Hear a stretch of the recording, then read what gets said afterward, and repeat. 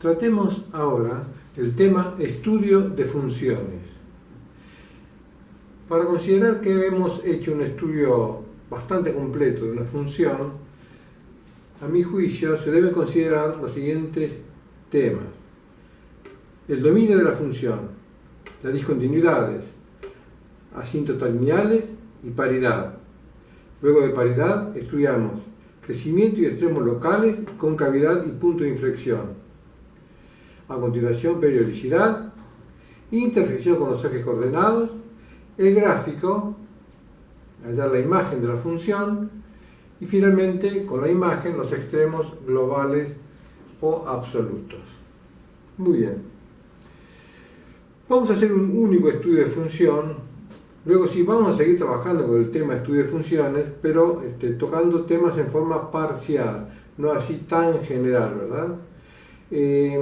He elegido esta función polinómica para priorizar la existencia de crecimiento, extremos, concavidad y punto de inflexión, que son los últimos temas que hemos visto. Estudiamos esta función entonces, x cuarta menos 4x cuadrado. Primero hallamos el dominio, que es fácil de advertir, que son los números reales. Discontinuidades no posee, es una función continua en todo su dominio, por lo tanto no posee asíntotas verticales. El límite del infinito de una función polinómica es infinito, no tiene asíntotas horizontales.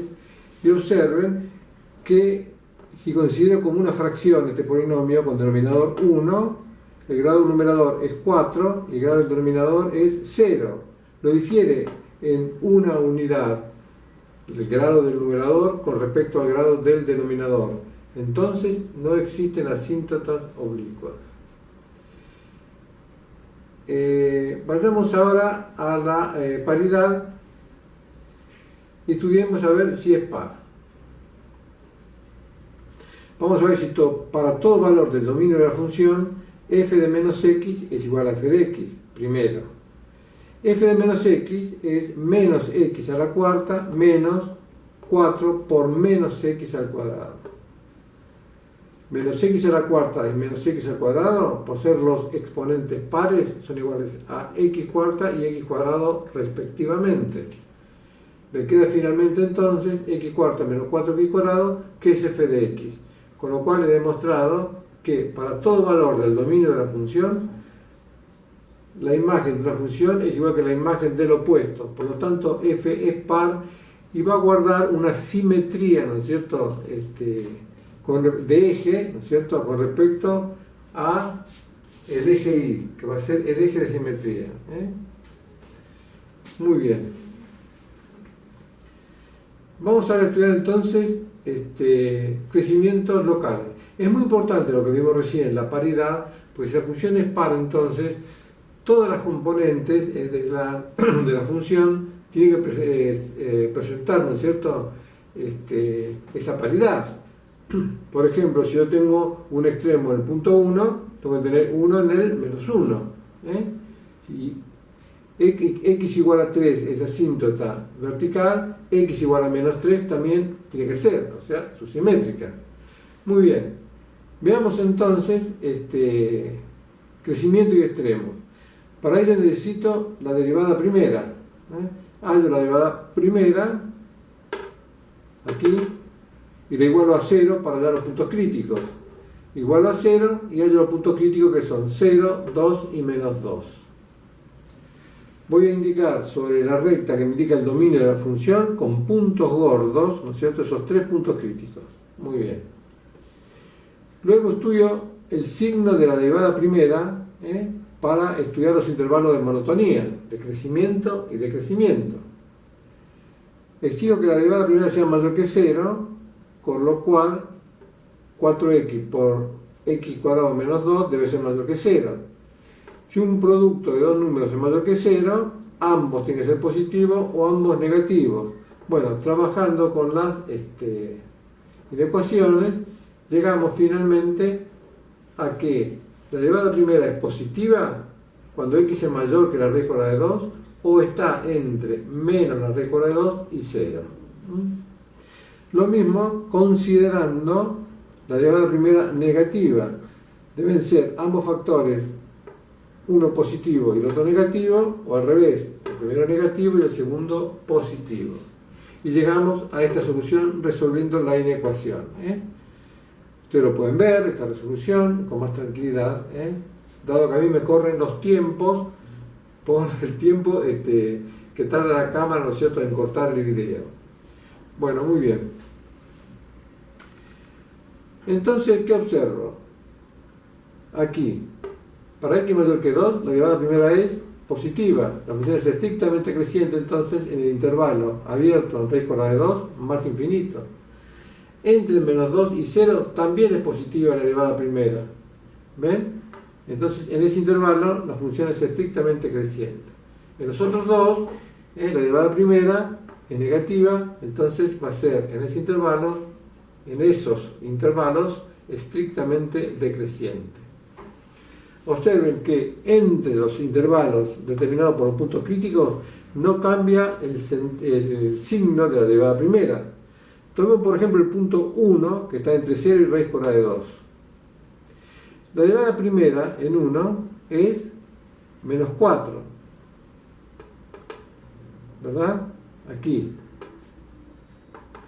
O sea que es negativa la derivada primera en 1. Va a ser negativa entonces en todo el intervalo. Va a ser decreciente en todo el intervalo. Muy bien. Entonces tenemos el menos raíz cuadrada de 2 y el raíz cuadrada de 2 mínimos relativos. ¿Por qué? Porque a izquierda de esos puntos la función decrece y a la derecha crece. En cambio en 0 vamos a tener un máximo relativo porque a la izquierda crece y a la derecha decrece. O sea, cambia el signo de la derivada primera al pasar por 0. Muy bien. Vamos a estudiar ahora concavidad y puntos de inflexión. Para ello necesito la derivada segunda. Aquí tenemos entonces que anulando la derivada segunda obtenemos los puntos, ¿no es cierto?, que son condiciones necesarias para la existencia de punto de inflexión. ¿Dónde se anula la derivada segunda? Aquí, cuando el módulo de x es raíz cuadrada de 2 tercios. Multiplicando por raíz cuadrada de 3 aquí, numerador y denominador, racionalizo el denominador y me queda así. Una expresión un poquito más cómoda. En estos dos puntos entonces pueden existir puntos de inflexión. También pueden existir donde la derivada segunda no existe. Pero ven la derivada segunda aquí, donde la tengo, acá. Es continua en todo R. Por lo tanto, no puede haber punto de inflexión donde la derivada segunda no existe. Muy bien. Consideramos la derivada segunda positiva para ver en qué intervalo la función es cóncava hacia arriba. Y va a ser para x mayor que raíz cuadrada de 6 sobre 3 o para x menor que menos raíz cuadrada de 6 sobre 3. O sea que de menos infinito a menos raíz cuadrada de 6 sobre 3, la gráfica de la función es cóncava hacia arriba. Y en el intervalo abierto en raíz cuadrada de 6 sobre 3 más infinito también es cóncava hacia arriba. En cambio, si exijo que la derivada segunda sea negativa, x va a estar entre menos raíz cuadrada de 6 sobre 3 y raíz cuadrada de 6 sobre 3. O sea, en el intervalo abierto, menos raíz cuadrada de 6 sobre 3 y raíz cuadrada de 6 sobre 3, la función, su gráfica, es cóncava hacia abajo. Como cambia la concavidad en estos dos puntos, en esos dos puntos va a tener entonces puntos de inflexión.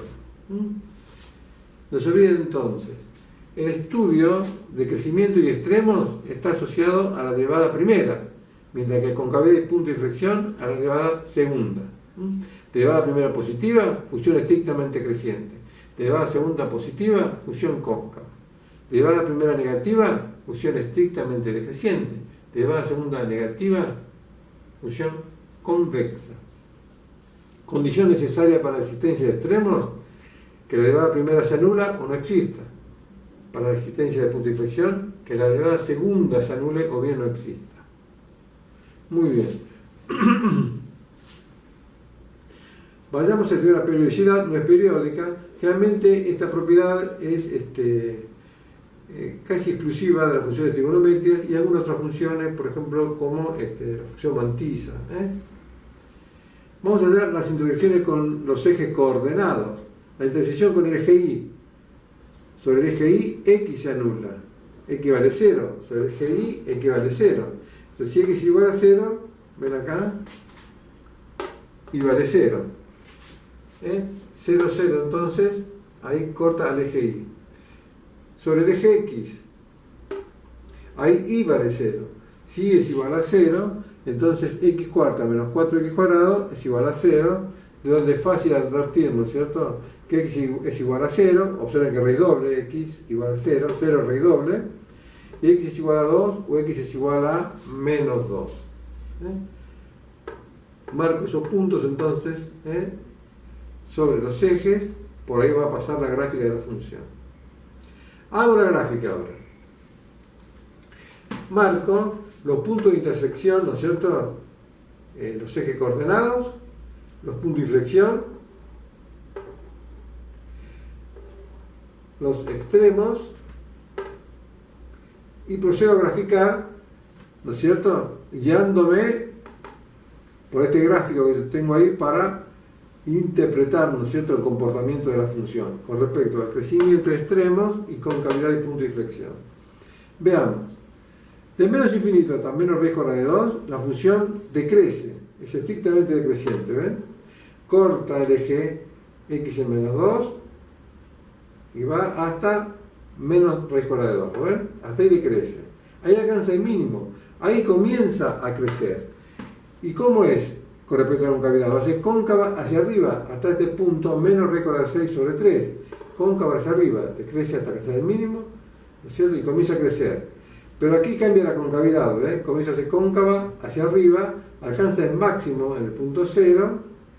Acá en el punto raíz cuadrada de 6 sobre 3 vuelve a cambiar la concavidad, vuelve a ser cóncava hacia arriba, llega hasta el mínimo, deja de crecer, crece ahora, ¿no es cierto?, hasta infinito, cortando el eje X en 2.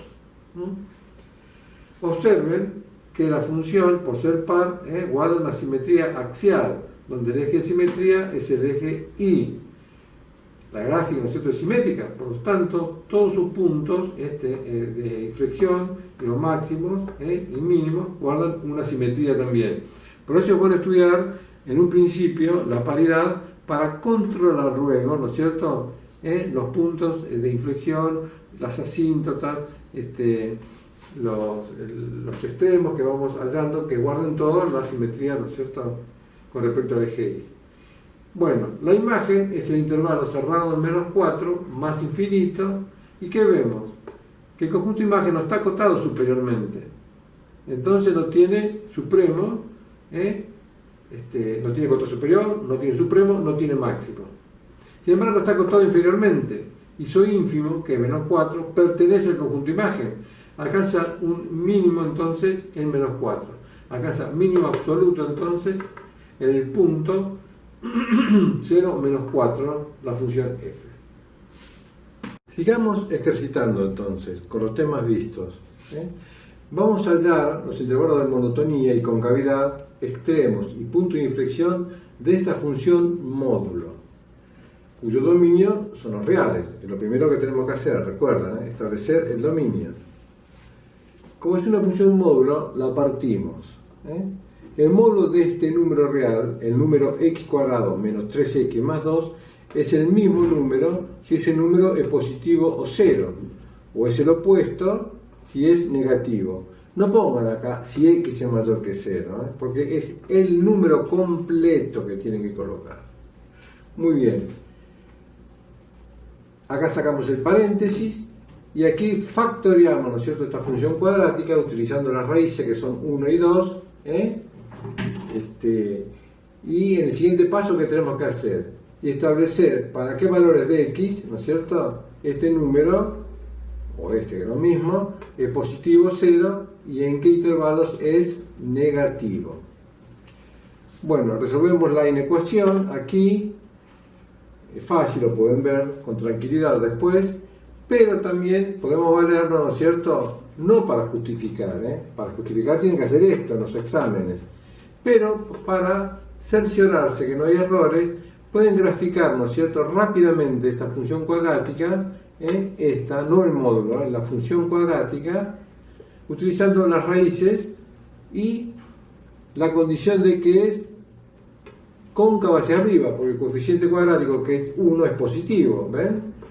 Teniendo las raíces y la concavidad, grafican muy aproximadamente, ¿no es cierto?, la parábola, y van a ver que para valores de x menores que 1 o mayores que 2, la parábola es positiva, también alcanza el valor 0 en esos dos puntos, y entre 1 y 2 es negativa, que es la solución a la que hemos llegado, ¿ven? Muy bien. Una vez que tenemos la función partida correctamente, derivamos, y derivamos por partes, cada una en su intervalo, pero sin derivar cada parte en sus puntos frontera, recuerden, porque la derivada primera existe solamente en los puntos interiores del dominio de la función. Repito una vez más, 2 y 1 son puntos interiores de f, porque su dominio son los reales, pero ni 1 ni 2 son puntos interiores de esta parte ni de esta parte. No derivemos ahí entonces, Muy bien. Obtenemos la derivada primera. Luego, observen lo que hago yo aquí, Vamos a hallar, o intentar hallar, las derivadas, ¿no es cierto?, en 1 y en 2. Como están partidas, ¿no es cierto?, como está partida, la función en esos puntos 1 y 2, tenemos que trabajar con las derivadas laterales. Para ello vamos a usar dos métodos distintos. Una mediante el límite de cociente incremental y otra mediante el límite de la derivada. En el límite de cociente incremental vamos a usar dos métodos para salvar los cocientes de indeterminación del tipo cociente infinitésimos. Una factoreando y salvando la indeterminación, y otro aplicando L'Hopital. Ven que tiene ya muchas herramientas para resolver una misma situación. Bueno, hacemos la derivada en 1 por derecha, haciendo el límite de cociente incremental a la derecha de 1. ¿Ven? Reemplazamos la función y la imagen, que es 0 aquí. ¿Y qué obtengo? Un cociente infinitésimo. Cociente polinomio, factoreo, salvo la indeterminación y me da el límite.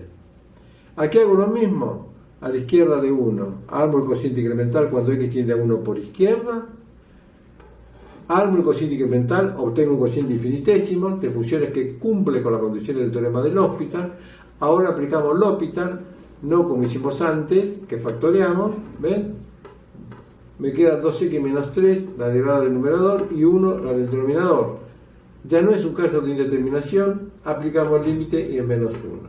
¿Qué observamos? Que las derivadas laterales por derecha y por izquierda de 1 son distintas, 1 y menos 1 respectivamente. Entonces no existe la derivada de f en 1. En 2, por izquierda y por derecha, ahora hacemos el límite de la función derivada. ¿Ven? El límite por izquierda de 2, la función derivada, tomamos esta parte de la izquierda de 2, ¿ven? Calculamos el límite, que no es un caso de indeterminación, y me da menos 1. Por derecha de 2 hacemos lo mismo y me da 1. Tampoco existe entonces la derivada en 2, porque sus derivadas laterales son distintas. Entonces, dos métodos distintos para dar las derivadas laterales, ¿no es cierto? El límite de cociente incremental y el límite de la función. Y aquí dos formas distintas de resolver el cociente de infinitésimo, factoreando o aplicando L'Hopital. Muy bien.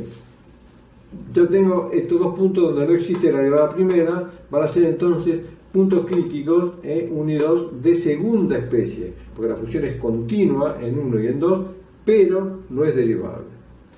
Veamos ahora, ¿no es cierto?, si existen puntos críticos de primera especie. Anulando la derivada primera, ¿ven? Anulo la derivada primera, cada parte en su dominio, ojo, ¿ven? Aquí me da 3 medios y aquí también, pero lo que pasa es que 3 medios no pertenece al dominio de esta parte, entonces no sirve. Sí aquí. En 3 medios se anula entonces la derivada primera, que también es un punto crítico ahora de primera especie. Muy bien. Estudiamos el signo de la derivada primera a izquierda y a derecha. Aquí hay que tener cuidado porque estudiamos el signo de cada parte, ¿ven? Exigimos que la derivada primera sea positiva en esta parte y en esta, pero cada una en su dominio, perdón, cada una en su dominio. Aquí me da que para que la derivada primera sea positiva, en la primera parte, debe ser x mayor que 3 medios. Pero también debe cumplir esta condición. Si x mayor que 3 medios y x menor que 1, no hay intersección. Pues si x es mayor que 2 y x es mayor que 3 medios, x es mayor que 2 entonces. ¿Ven? Aquí, al despejar x en la inecuación, resto 3, luego divido por menos 2 que es negativo, entonces me cambia el sentido de la desigualdad, porque menos 2 es negativo. ¿Ven? Bueno, la intersección aquí, ¿no es cierto?, x menor que 3 medios y x entre 1 y 2 es x entre 1 y 3 medios. Lo mismo hacemos, ¿no es cierto?, haciendo la derivada primera menor que 0 ahora. Exigimos que cada parte sea menor que 0 dentro de su dominio correspondiente. Y llego a esta solución. Aquí me cambia el signo de la desigualdad porque divido por menos 2 que es negativo. Muy bien. Si les cuesta hallar, ¿no es cierto?, estas intersecciones para llegar a esta solución, tracen rectas, grafiquen los intervalos y hallen las intersecciones. En nuestra recta, como siempre, colocamos los puntos críticos, ¿ven? 1, 3 medios y 2, y vemos que de menos infinito a 1, unión en intervalo abierto 3 medios 2, la función es estrictamente decreciente. Y en los intervalos abierto 1, 3 medios, unión intervalo abierto en 2 más infinito, es estrictamente creciente. ¿Ven? Aquí y aquí. Los puntos 1, 0 y 2, 0 son mínimos locales, mientras que 3 medios, 1/4 es un máximo local. ¿De dónde saqué el 1/4? Hallé la imagen de 3 medios en la función aquí, ¿no es cierto?, en la rama que corresponde. 3 medios sería acá, en esta rama, o bien aquí, aplicando módulo. Bueno, muy bien. Terminado entonces con crecimiento y extremos. Vamos a concavidad y punto de inflexión ahora. ¿Qué necesito? La derivada segunda. No se olviden, el estudio de crecimiento y extremos está asociado al signo de la derivada primera, mientras que el estudio de concavidad y punto de inflexión está asociado, ¿no es cierto?, al estudio de la derivada segunda. Derivamos por partes. La derivada primera aquí, ¿ven?, es 2 y menos 2 en cada parte. ¿Qué observo aquí? Que no existe la derivada segunda ni en 1 ni en 2. ¿Por qué? Porque no existe la derivada primera ni en 1 ni en 2. No es derivable, no tiene derivada primera, no tiene derivada segunda. Muy bien. Y además, observen que la derivada segunda, ¿ven?, no se anula para ningún valor real. Por lo tanto, no existen puntos donde la derivada segunda se anula, solamente donde no existe. Ahí puede haber, ¿no es cierto?, un punto de inflexión. Veamos si hay un punto de inflexión o no. Con respecto a la concavidad, vemos que la derivada segunda es positiva en este intervalo, si x es menor que 1 o x es mayor que 2 aquí. Vamos a corregir. Muy bien.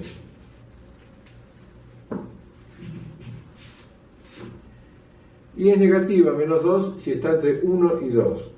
Por lo tanto, en estos intervalos, x menor que 1 y x mayor que 2 es cóncava hacia arriba. Y entre 1 y 2, por ser negativa, la derivada segunda es cóncava hacia abajo. En estos intervalos, entonces, menos infinito abierto en 1 y unión intervalo abierto en 2 más infinito, f es cóncava, o cóncava hacia arriba o cóncava positiva. Y en intervalo abierto 1, 2, f es convexa o cóncava hacia abajo o cóncava negativa. ¿Ven? No existe punto de inflexión ni en 1 ni en 2. ¿Pero cómo? Si cambia la concavidad. Sí, es cierto, pero además exigíamos otra condición para la existencia del punto de inflexión, que existiera la recta tangente, horizontal, oblicua o vertical. Sin embargo, no existe el punto de inflexión en x igual a 1 y x igual a 2 porque no existen las derivadas en 1 y en 2. No es derivable, por lo tanto no tiene recta tangente, tiene puntos angulosos porque las derivadas laterales son distintas. no tiene recta tangente, no tiene punto de inflexión. Esta es una de las condiciones, la existencia de la recta tangente para la existencia del punto de inflexión. ¿Ven? Aquí tenemos entonces el gráfico, observemos. Los mínimos acá en 1 y en 2, ¿verdad? Y el máximo en 3 medios. Observen que aquí, en 1 y en 2, las rectas tangentes forman puntos angulosos. Por eso no hay recta tangente, no hay punto de inflexión. Muy bien. Este es el conjunto de imagen, ¿verdad? Ya lo podemos sacar de acá mismo el conjunto de imagen. La función módulo, ¿cuál es el conjunto de imagen? Intervalo cerrado en 0 más infinito.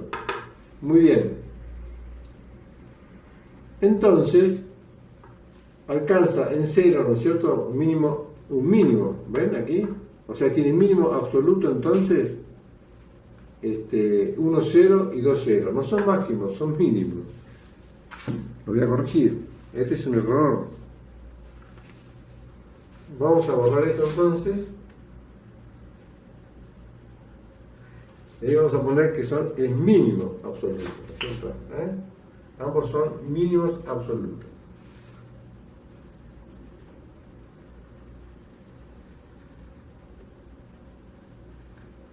Muy bien. Ahí está. Y aquí tenemos la gráfica. Vemos cómo la función de menos infinito a 1 decrece siendo cóncava hacia arriba. ¿Ven? En 1 cambia la concavidad, comienza a ser cóncava hacia abajo, ¿no es cierto? Y crece hasta 3 medios que alcanza el máximo relativo. Ahí comienza a decrecer, ¿no es cierto? Sigue siendo cóncava hacia abajo, hasta 2, donde alcanza otro mínimo absoluto, y ahí comienza a crecer al infinito, ¿no es cierto? Cóncava hacia arriba. Muy bien. Vamos a aprender ahora a resolver problemas de optimización utilizando las herramientas del cálculo que hemos aprendido hasta ahora. Estos problemas de optimización me permiten a mí resolver un problema de la forma más eficiente, o si se quiere, optimizando los recursos. Veamos un ejemplo. Una caja rectangular tiene base cuadrada y no tiene tapa. El área combinada de los lados y del fondo es de 48 decímetros cuadrados. Hallar las dimensiones de la caja de máximo volumen que cumpla esos requisitos. Estos tipos de problemas, estos problemas de optimización, se resuelven en general en forma secuencial, ¿no es cierto? Mediante 5 pasos, que yo les voy a dar ahora. Esto es invariable, salvo por supuesto las cuestiones particulares de cada función, ¿no? La forma de derivarlas, etc. Bueno, el primer paso que tenemos que dar, si cabe, es la figura de análisis, porque a veces no hace falta, o bien el problema ya viene presentado con su figura de análisis. Entonces hacemos la figura de análisis. ¿Qué hacemos? Y dibujamos una caja rectangular con base cuadrada. Aproximadamente puede ser a mano alzada, es un croquis lo que hay que hacer, ¿no? No tiene por qué responder a las medidas, ni siquiera en forma proporcional, ¿no es cierto?, del problema. Bueno, hecha la figura de análisis, ubicamos ahí, ¿no es cierto?, las dimensiones del cuerpo espacial o de la figura, ¿no es cierto?, plana, con la que tenemos que trabajar. En este caso, las dimensiones de paralelepípedo rectángulo de base cuadrada son las medidas de los lados de la base y la altura. El círculo sería el radio. En el cono circular recto sería el radio de la base y la altura. ¿Entienden? Son las dimensiones de los cuerpos. Porque con esas dimensiones, con esas medidas, me permite a mí hallar el área y el volumen.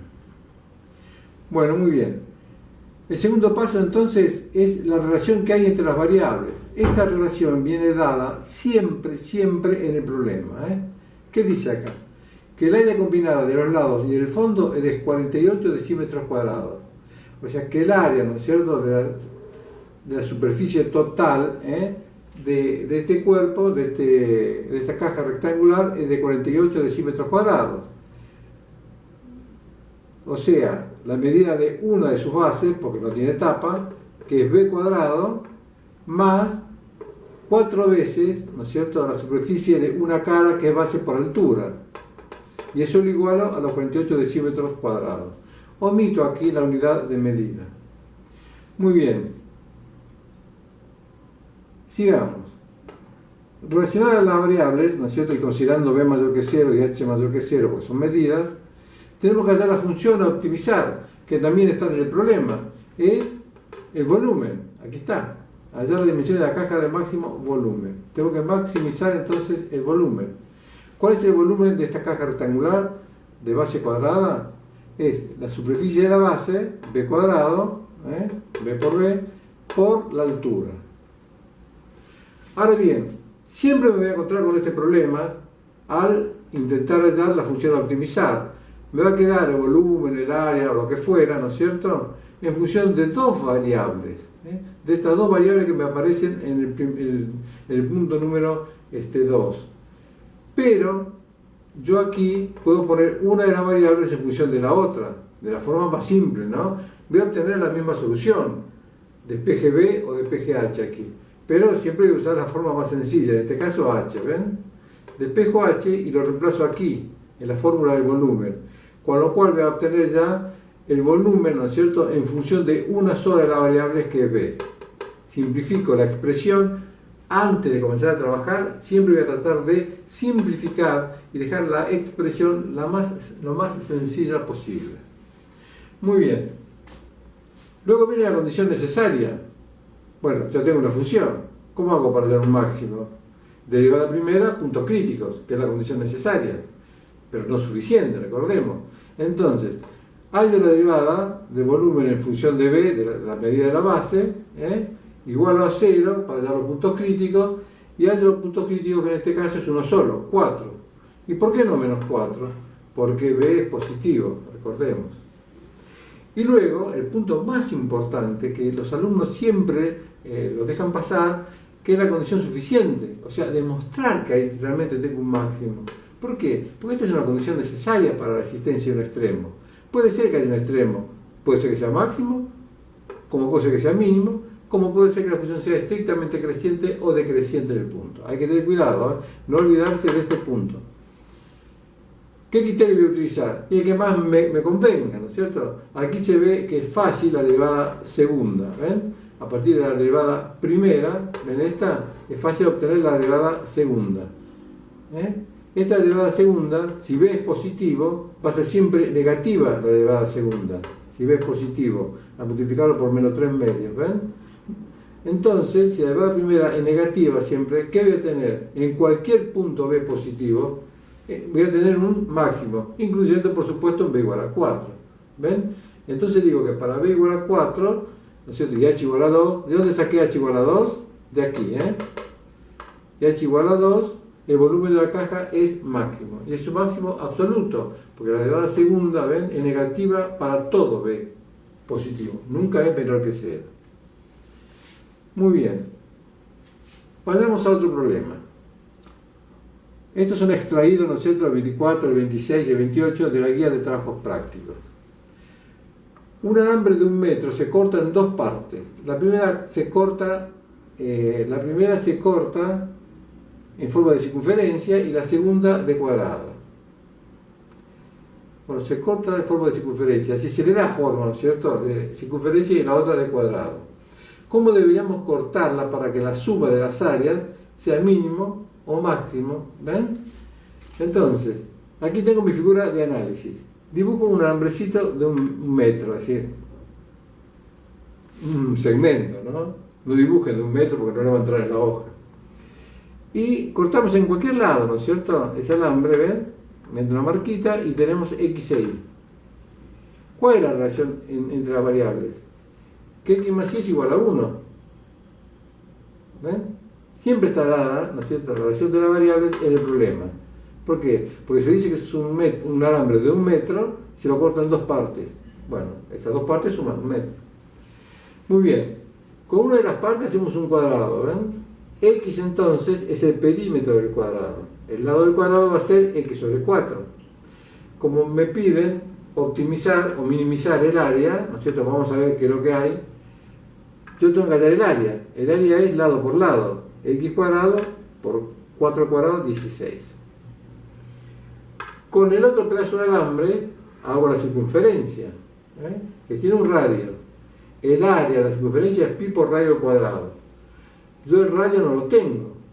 Lo que tengo es la longitud de la circunferencia. La longitud de la circunferencia es pi por diámetro, o 2pi por radio, que es lo mismo. Donde el radio es i sobre 2pi. ¿Está bien? Muy bien. Despejando acá r, ¿no es cierto?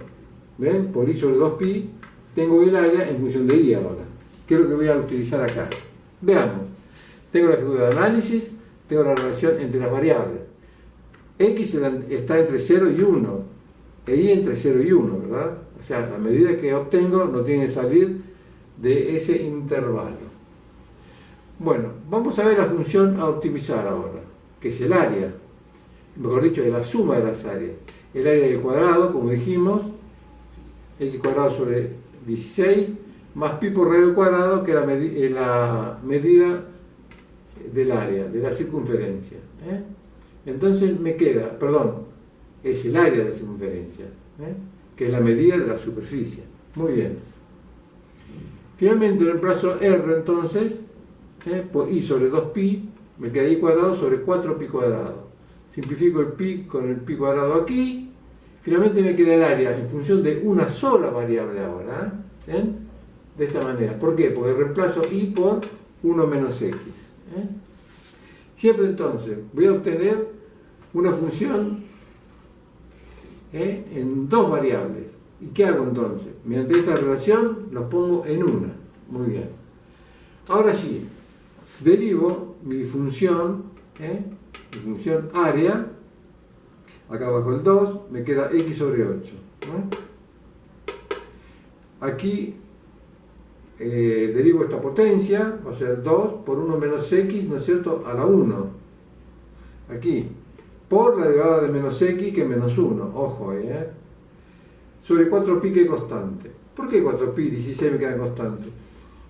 Cuando van a derivar, ¿no es cierto?, un cociente donde el denominador es constante, no deriven el cociente. Expresen esto 1 sobre 16 por x cuadrado. Aquí es igual la derivada de 1 sobre 16 por x cuadrado a la constante 1 sobre 16 por la derivada de x cuadrado. Este lo hace más fácil. Recuerden, cuando derivamos entonces un cociente donde el denominador es una constante, nunca derivemos el cociente sino que el producto. Bueno, me queda así la derivada primero, entonces, ordenando un poquito. ¿Está bien? Hago la derivada igual a 0 para obtener los puntos críticos. ¿Ven? Este número que resta aquí lo paso al segundo miembro, sumando. Hago cuentitas acá. ¿Ven? Le traigo 8pi de denominador común entre 8 y 2pi. Aquí extraigo el factor común x en el numerador.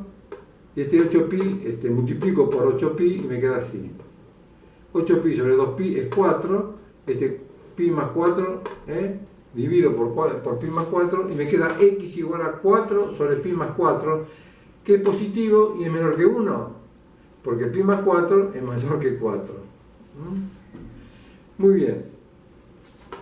¿Ya está el problema? No tenemos todavía la respuesta, porque aquí podemos tener un máximo, un mínimo o nada. Es una condición necesaria, pero no suficiente. Vamos a ver la condición suficiente. Nos conviene otra vez aquí utilizar el signo de la derivada segunda. Derivamos entonces otra vez la derivada primera, obtenemos la derivada segunda. Ven acá, me da 1/8, que esto me da 0 porque es una constante, más 1 sobre 2pi. ¿Ven? Este número es positivo siempre. Y si es positivo, ¿qué significa? Si la derivada segunda es positiva siempre.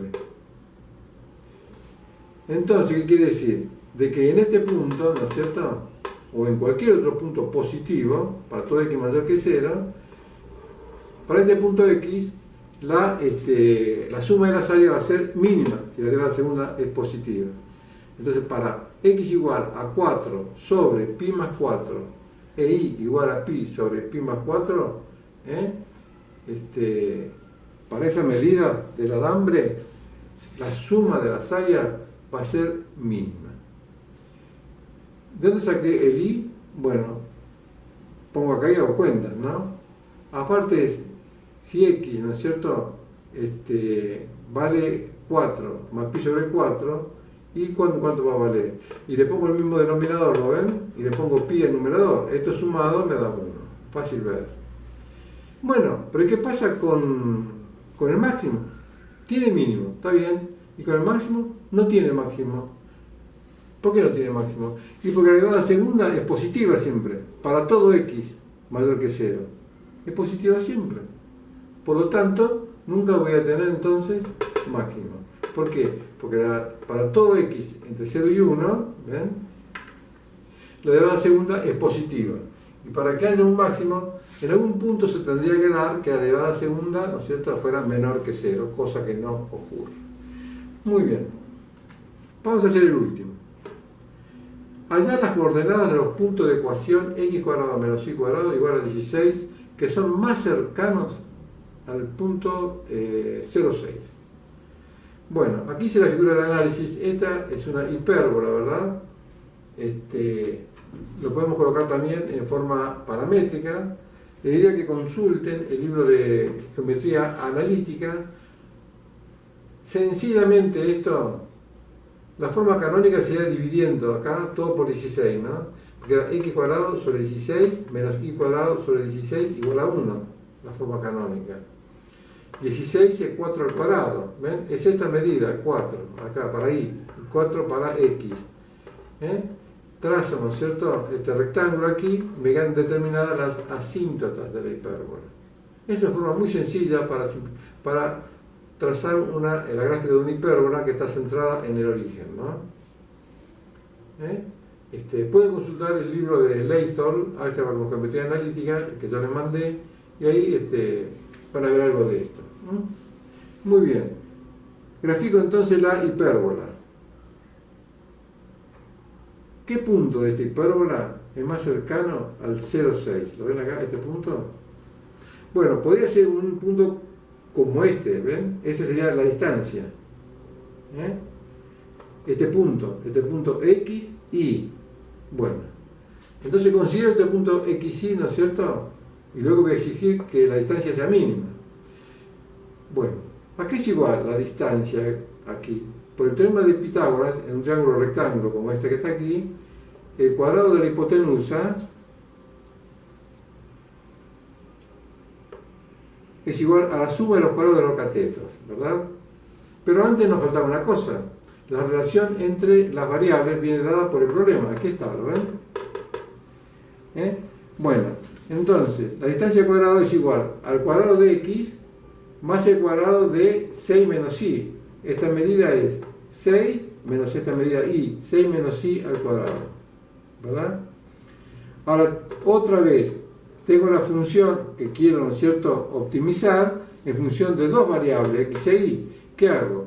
Pongo una de estas variables en función de la otra. Acá puse x, ¿ven? X cuadrado es igual a 16 más y cuadrado. ¿Por qué no despejé x? No, porque yo quiero acá reemplazar x cuadrado. Es más fácil así. Entonces me queda en lugar de x cuadrado 16 más y, ¿verdad? Acá desarrollo el cuadrado. Hago cuenta, 16 más 36, 52, ¿verdad? Y extraigo raíces cuadradas a ambos miembros. Como la distancia es positiva, no obtengo el módulo acá, obtengo solamente el valor positivo. ¿Ven? Muy bien. Acá ya tengo la función entonces distancia en función de y ahora. ¿Qué hago entonces? Derivo. La derivada de la raíz cuadrada es 1 sobre 2 veces la raíz cuadrada por la derivada del radicando, si es una función, y es una función cuadrática. La derivo es 4i menos 12. Igual a 0, la derivada primera. Y observen, es muy fácil estos problemas de distancia, hallar, ¿no es cierto?, la solución a esta ecuación.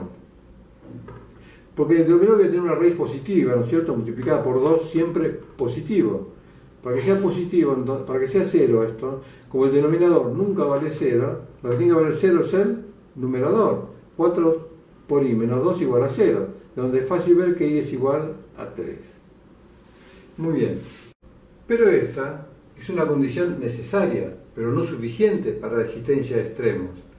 Tengo que utilizar las condiciones suficientes, que son los criterios del signo de la derivada primera o el criterio del signo de la derivada segunda. La derivada segunda aquí viene medio complicado, ven, derivar esta expresión. Me conviene utilizar el signo de la derivada primera. ¿Por qué? Porque el denominador acá es positivo siempre, como dije antes. Entonces, para exigir el signo de la derivada primera sea positivo o negativo, basta exigir, ¿ven? Si quiero que la derivada sea positiva, que el numerador sea positivo, pues el denominador ya lo es. De donde es fácil ver que y es mayor que 3. ¿Dónde la derivada primera es negativa entonces? Donde el numerador es negativo, o sea, para i menor que 3. Tengo entonces, en el punto 3, como a su izquierda decrece la función y a la derecha crece la función distancia, tengo un mínimo y un mínimo absoluto.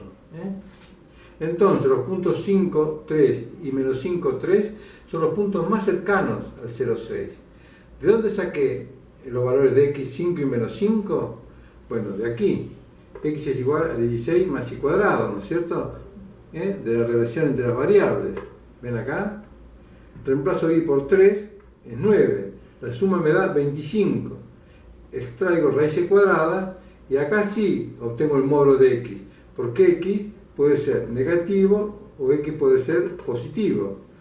Entonces x va a ser igual a 5 o x es igual a menos 5.